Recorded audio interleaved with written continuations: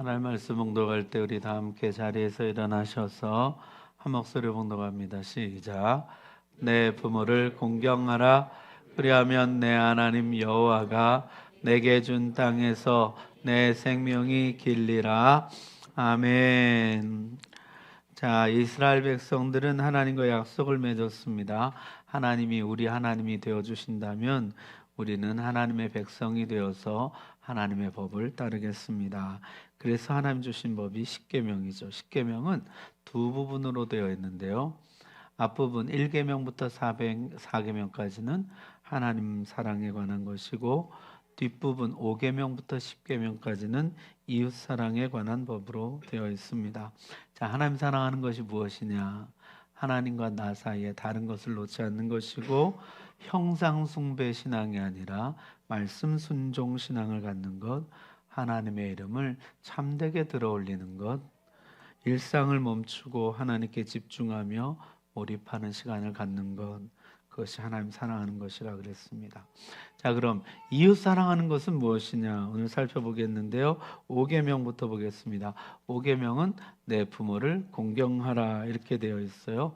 이웃 중에 가장 가까운 이웃은 가족이죠. 가족 중에 가장 처음 만나는 가족은 부모입니다. 내 부모를 공경하라. 사람이 태어나서 처음 맺는 인간관계는 부모와의 관계입니다.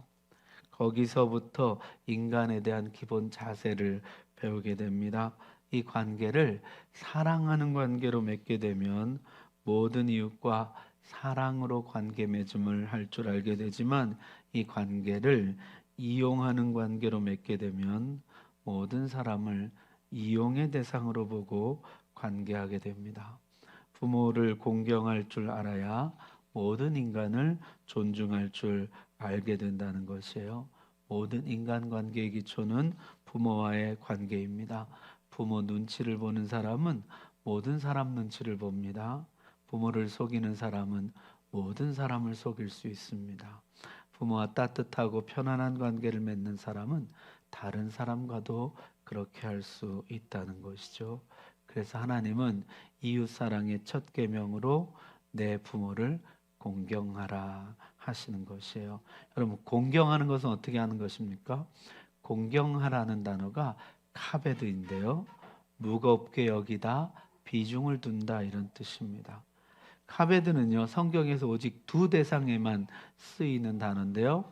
하나님과 부모님에게만 쓰이는 단어입니다.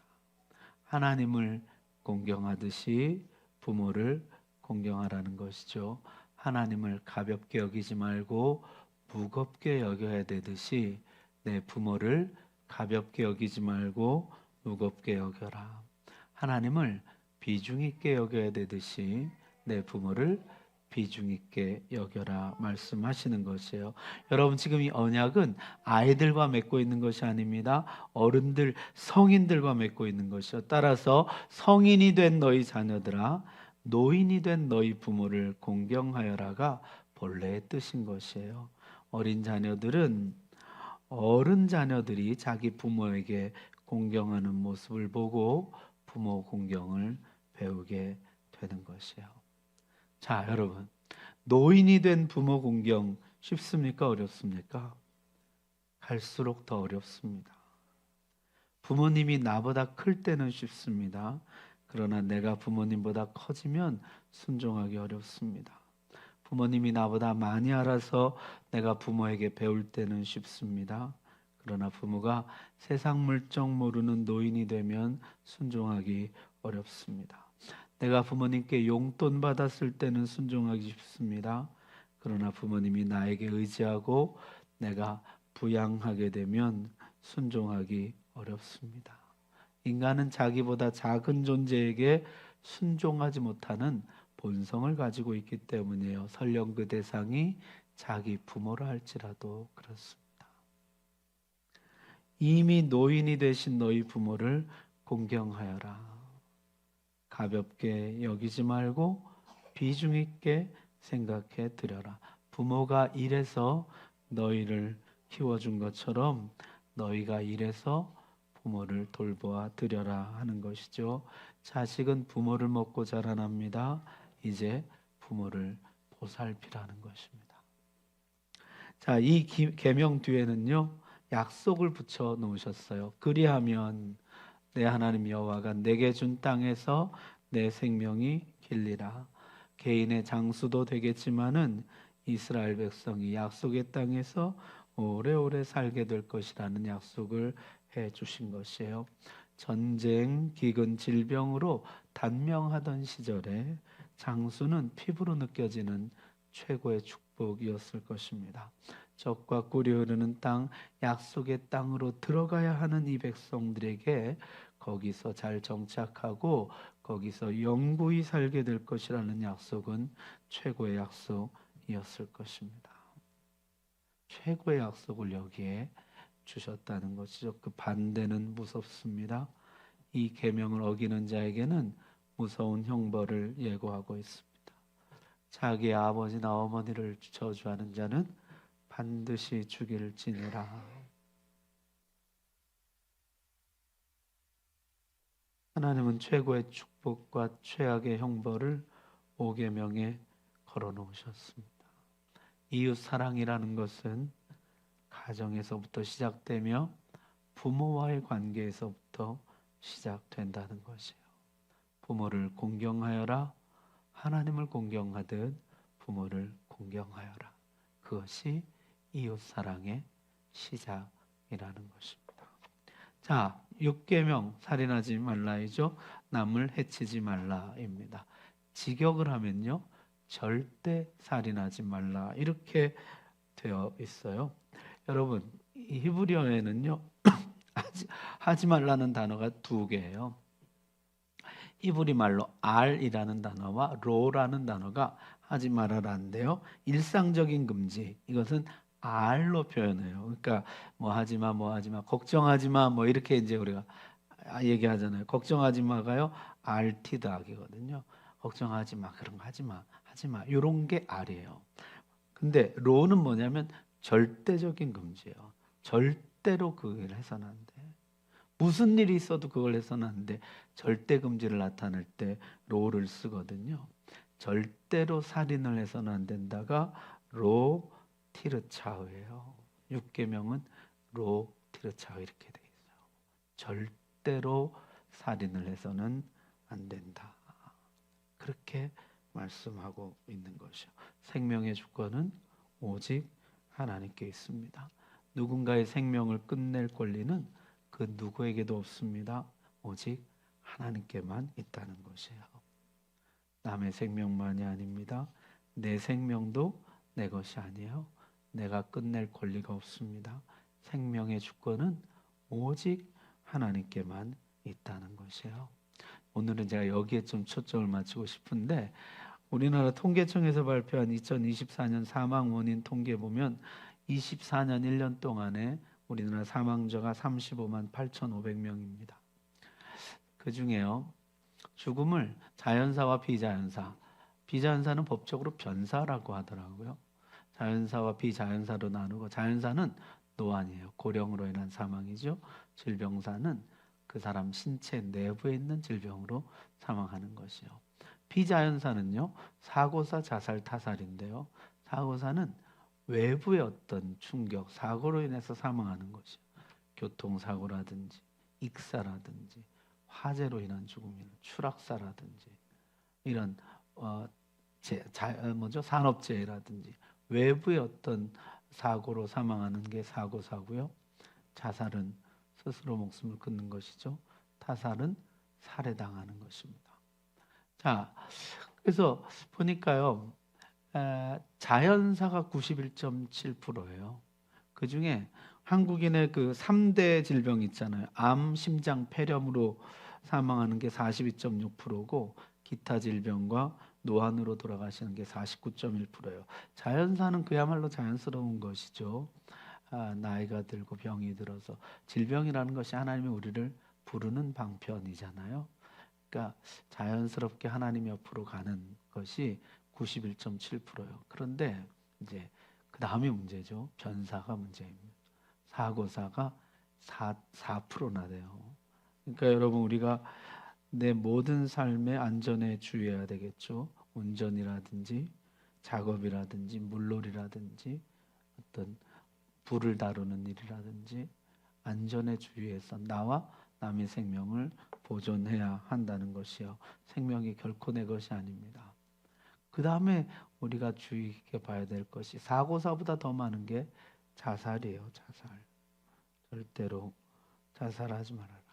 2024년 1년 동안 자살로 죽은 사람이 약 14,800명이라 그래요. 자기 생명을 자기 스스로 끊을 수 있다고 생각하는 것이죠. 자기 것으로 생각하는 것이요.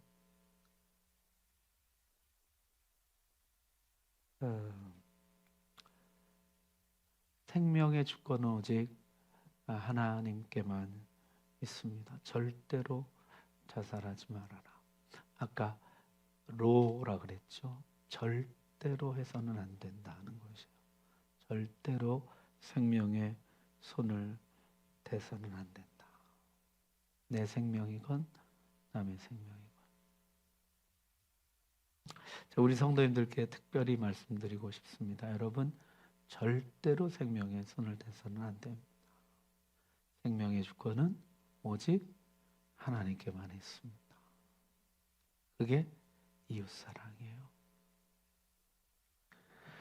자, 예수님은 이 계명을 확장하셨죠. 형제를 미워하고 분노하고 욕하고 저주하는 모든 행위가 그 사람 속에 있는 하나님의 형상을 죽이는 일이라.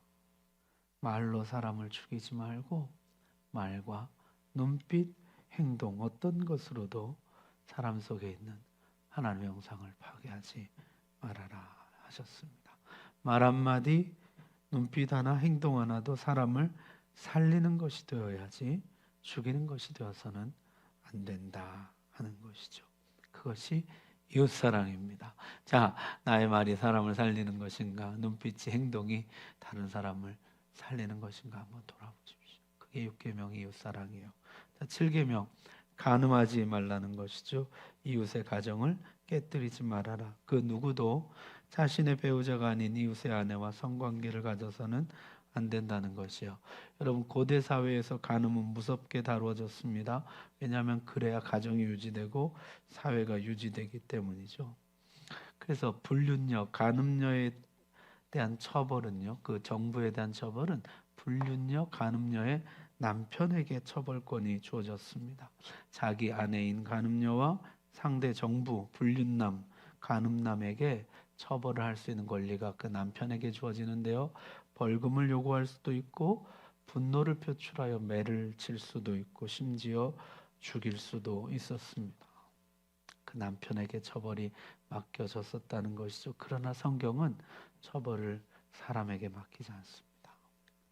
성경에 보니까요, 누구든지 남의 아내와 간음하는 자, 곧 그 이웃의 아내와 간음하는 자는 그 간부와 음부를 반드시 죽일지니라. 이렇게 해놨어요. 신명기에 또 나옵니다. 어떤 남자가 유부녀와 동침한 것이 드러나거든 그 동침한 남자와 그 여자를 둘 다 죽여 이스라엘 중에서 악을 제할지니라. 반드시 둘 다 죽이라 하십니다. 벌금을 받거나 매를 치고 끝낼 일이 아닌 것이요. 이것은 죽일 죄다 하시는 것이요.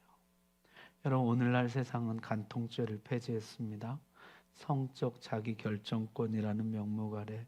그러나 성경은요, 결혼은 창조 질서와 인간 사회의 기초이며 따라서 그 질서를 파괴하고 가정을 허무는 죄는 결코 개인의 자유 선택이 아니요 하나님 앞에 무서운 죄임을 가르치고 있습니다. 이웃의 가정을 깨뜨리는 것은 무서운 죄라는 것이요. 여러분, 세상 논리에 휘둘리지 마십시오. 간음은 큰 죄입니다. 결코 가벼운 죄가 아닙니다. 여러분, 구약 성경에요, 큰 죄라는 표현이 5번 나와요.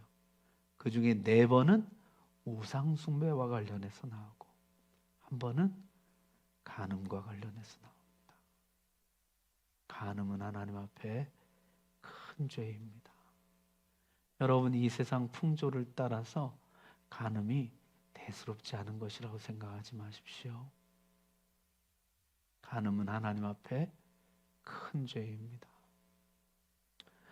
예수님은 마음속으로도 간음하지 말라 하셨습니다. 직접적인 성관계뿐만 아니라 추파를 던지고 성적인 농담을 즐기고 개인적인 연락을 하고 썸을 타고 이 모든 것을 경계하라는 것이요.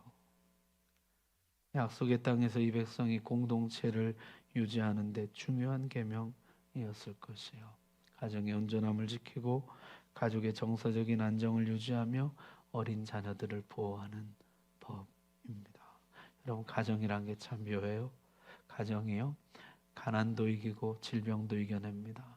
고난도 이기고 심지어 죽음도 이겨내는 힘이 가정에는 있어요. 그런데요, 간음이 들어오면 가정은 무너집니다. 모든 가족 관계가 깨지고 상합니다. 회복되기 어려운 치명상을 입습니다. 내 삶의 편안한 보금자리, 듬직한 언덕이 속절없이 무너져 내립니다. 가정을 지키라. 저는요, 세상에서 가장 편하고 따뜻하고 좋은 장소가 집이에요. 집이 세상에서 제일 좋습니다. 집밥이 제일 맛있고 집에서 자는 잠이 제일 깊이 자요. 우리 애들에게도 물어보면 집이 제일 편하고 좋다 그래요. 편하고 안전하고 따뜻한 보금자리를 아이들에게도 제공해주고 싶고 물려주고 싶은 것이에요. 여러분, 집이 가장 편하고 좋아야 돼요. 집에 들어오면요, 부모 사이가 나쁘면 어떻습니까? 공기가 달라요. 아이들이 감지합니다. 여러분이 7계명 잘 지키면 인생이 대박나요. 요셉을 보십시오. 7계명 잘 지켰더니 온 세상 먹여 살리는 사람이 되죠. 보디발의 가정을 지켜주었더니 온 세상 모든 가정을 먹여 살리는 사람이 됩니다. 여러분, 이웃의 가정 지켜주십시오. 너의 욕망으로 이웃의 가정을 파괴하지 말아라. 그게 이웃사랑이라는 것이요. 자, 8번째, 도둑질하지 말라. 허락 없이 자신에게 속하지 않은 물건, 이웃의 소유를 가져가는 행위이죠. 도둑질은 이웃의 소유권을 침해함으로써 그 사람에게 고통을 주고 사회 질서를 어지럽힙니다. 음식을 훔치는 자는 타인을 굶주리게 만들고 일하는 가축을 훔치는 자는 농사를 중단시키며 옷을 훔치는 자는 타인이 추위나 더위로 고통받게 만듭니다. 사람을 훔쳐 유괴하거나 인신매매하는 자는 가정을 찢어 놓는 것이죠. 그럼 도둑질에 대한 처벌은요, 강제 구금이 아니라 배상입니다. 배상할 돈이 없으면 종이 되어서 그 임금으로라도 갚으라, 그렇게 말씀해요. 고대 사회는요, 매를 맞거나 감옥에 가두거나 심지어 어떤 문화에서는 도둑질한 손을 자르기도 합니다. 그러나 성경은 배상하라는 것이요, 반드시 배상하라. 그 권리를 돌려주어라. 종이 되어서라도 그 값을 돌려주라 말씀합니다. 도둑질로 얻은 것은 결코 유익이 되지 않는다는 것을 가르치는 것이요, 반드시 그 값을 물어내야만 한다. 도둑질한 것은 결코 너의 것이 되지 못한다는 것을 성경은 가르치는 것이요. 여러분, 살면서 도둑질 안 하기 쉽지 않습니다. 가족의 돈, 회사 돈, 이웃의 돈, 하나님 돈, 도둑질 안 하고 살기 어렵습니다. 도둑질하지 마십시오. 신약에 오면 이 계명은 이렇게 확장됩니다. 훔치지 말고 오히려 모든 참된 신실성을 나타내게 하라. 이는 범사에 우리 구주 하나님의 교훈을 빛나게 하려 함이라. 종들, 직원들에게 하는 말씀입니다. 훔치지 말고 오히려 신실함을 나타내라. 종업원들이 떼먹는 돈이 엄청나다고 하죠. 훔치지 말고 성실하게 일하라. 하나님의 교훈, 하나님 말씀이 헛되지 않음을 보이라.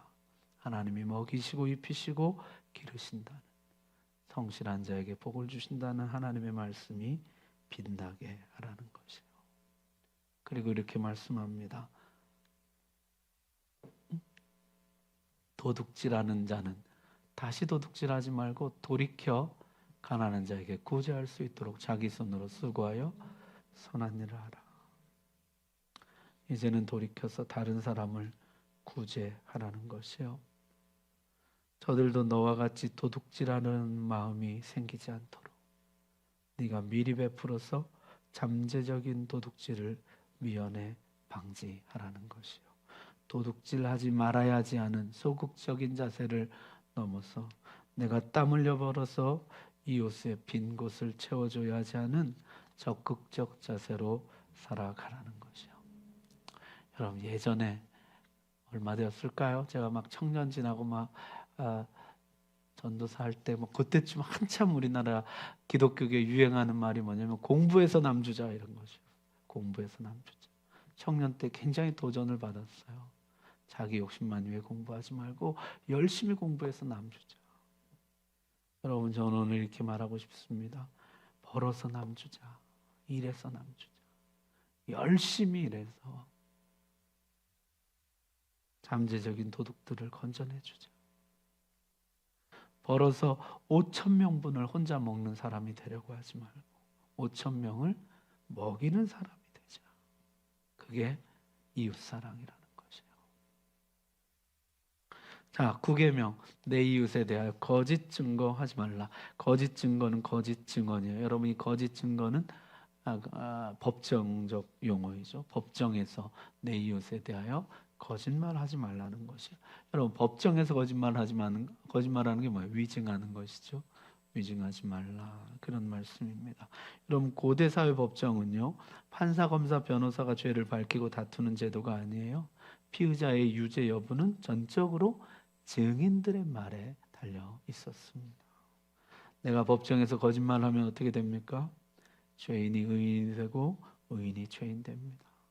부당한 이득을 얻는 사람이 생기고 억울한 피해자를 낳습니다. 여러분 나봇의 포도원을 보십시오. 거짓 증인 둘이요 나봇이와 하나님과 왕을 저주하는 말을 들었다 증언합니다. 그리고 나봇은 사형에 처해지게 되어 나봇의 포도원을 왕이 차지하죠. 법정에서 거짓말은요 억울한 사람을 만들어요. 부당하게 이익을 받는 사람을 만들어요. 다시 말하면 진정한 사랑은요 그 이웃에 대해 바른 말을 하는 것입니다. 법정 안에서나 법정 밖에서나. 법정 안에서는 위증을 금지하는 법이고요 법정 밖에서는 이웃에 대하여 참된 말을 하라.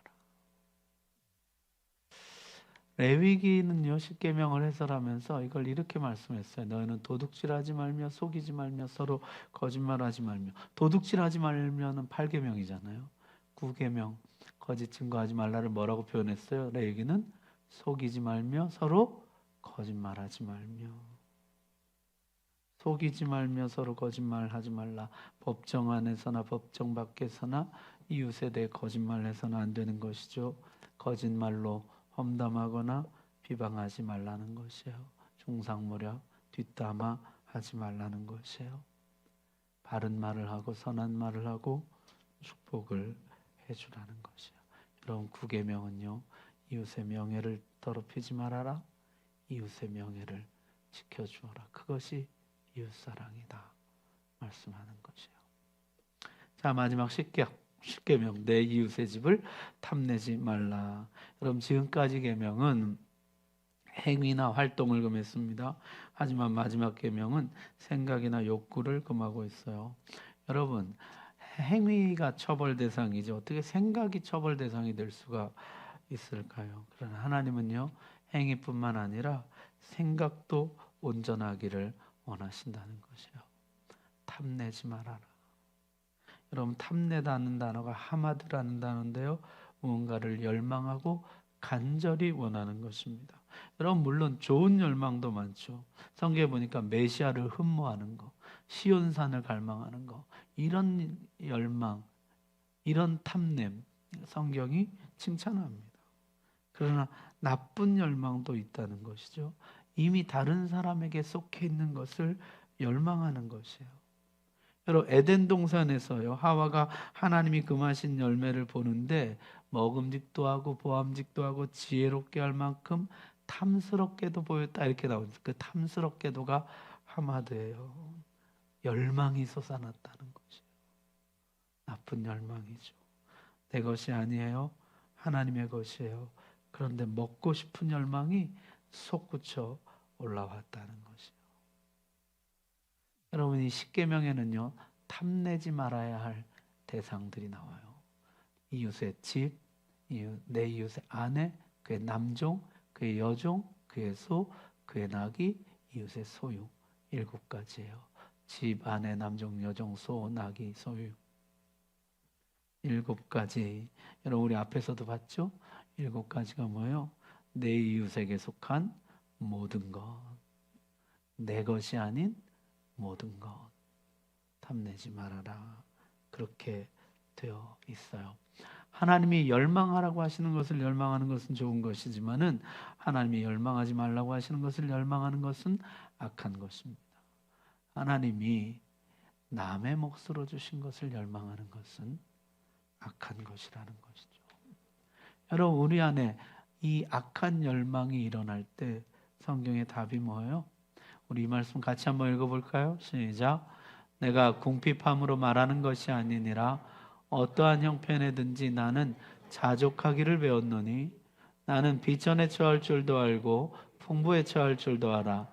모든 일 곧 배부름과 배고픔과 풍부와 궁핍에도 처할 줄 아는 일체의 비결을 배웠노라. 아멘. 성경이 제시하는 답은 뭡니까? 자족입니다. 하나님이 나에게 꼭 맞는 것을 꼭 필요한 만큼 주셨다고 믿고 자족하는 것이에요. 감사하고 만족하고 누리는 것입니다. 남의 집이 아니라 내 집, 남의 아내가 아니라 내 아내, 남의 종이 아니라 내 남종, 내 여종, 남의 소가 아니라 내 소, 내 나귀, 남의 소유가 아니라 내 소유. 하나님이 나에게 주신 모든 것 만족하고 감사하고 누리는 것이요. 이웃의 몫을 인정하고 보존해 주어라. 그것이 이웃 사랑이라는 것이요. 자, 여러분 정리해 보겠습니다. 이웃 사랑은 무엇입니까? 이웃 사랑은요, 가장 가까운 이웃, 가족, 특히 부모를 공경하는 것으로 시작하고 이웃의 생명을 보존하고 이웃의 가정을 보존하고 이웃의 소유를 보존하고 이웃의 명예를 보존하고 이웃의 몫을 보존하는 것이에요. 한마디로 하면 뭐예요? 이웃을 지켜주는 것이에요. 그것이 성경이 가르쳐주는 이웃 사랑입니다. 여러분 지금 이웃을 사랑하고 있습니까? 이웃의 몫을 인정하고 이웃을 지켜주려고 애쓰고 있습니까? 그게 이웃 사랑이라는 거죠. 오늘 말씀 여러분의 말씀으로 받으시기 바랍니다. 기도하겠습니다. 자, 하나님 나에게 이웃 사랑을 가르쳐 주셨는데 성경이 가르치신 대로 이웃을 지켜주는 이웃 사랑이 우리에게 있게 주옵소서. 가장 가까운 이웃, 가족, 그 중에 특히 부모를 공경한, 부모를 가벼이 여기지 않고 무겁게 여기고 비중 있게 여기고 이웃의 생명과 인격을 지켜주고 이웃의 가정을 지켜주고 이웃의 소유를 지켜주고 이웃의 명예를 지켜주고 이웃의 몫을 인정하고 지켜주는 것, 그것이 이웃 사랑이라 하셨습니다. 하나님 나에게 이웃 사랑을 주시고 이웃을 지켜주는 저의 삶이 되게 해 주옵소서. 우리 다 같이 기도